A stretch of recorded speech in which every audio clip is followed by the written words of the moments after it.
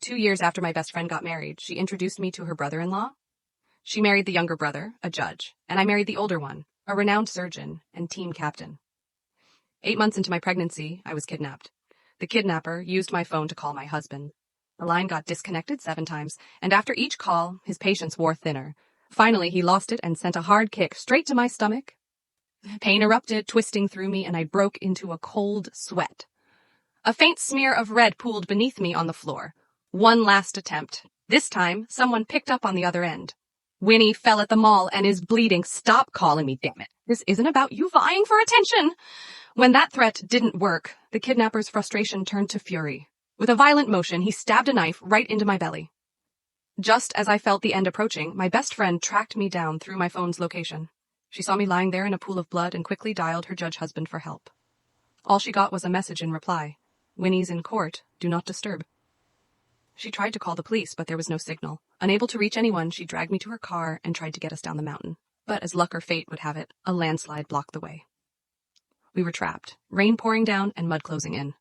It was a forest ranger who eventually found us, saving us from the brink of death. When I came to, the first thought that crossed my mind was divorce. After confirming that my best friend had also made it through, I immediately messaged Ross, telling him I wanted a divorce. 2 days went by with no reply. Our baby is gone. I finally messaged him. That got his attention. For the first time, he called back. Maisie, is that what you do now? If I don't respond, you threaten to hurt the baby?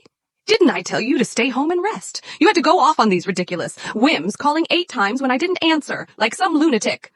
There was a scene at the mall. Winnie was there, and she almost miscarried from the fright.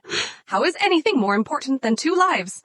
I'm warning you, don't use the baby to manipulate me. If you want to get rid of it, do it, just as you please.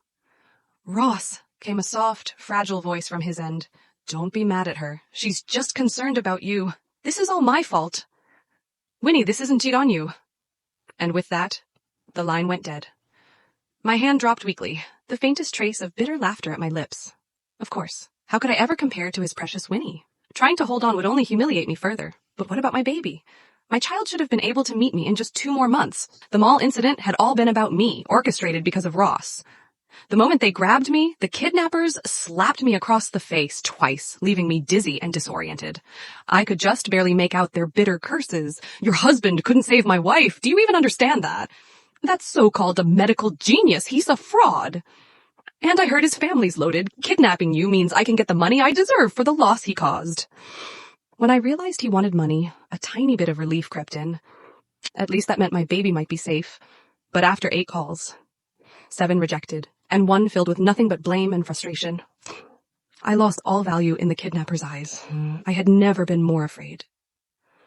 I knelt on the floor, begging them to spare my child, but it was no use. The knife on the table found its way to my stomach, plunging deep. A searing pain tore through me as blood, warm and thick, spilled out. My baby was gone, just like that.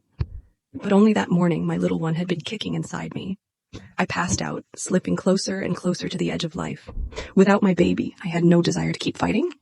But just when I had made peace with the end, my best friend shattered the window to get to me. She glanced down at my phone, still faintly glowing on the floor, and yelled, "Why didn't you pick up? If I hadn't come, what would have happened to you? Were you just waiting to die?" She lifted me, trying frantically to call Sean. "Winnie's in court. Do not disturb."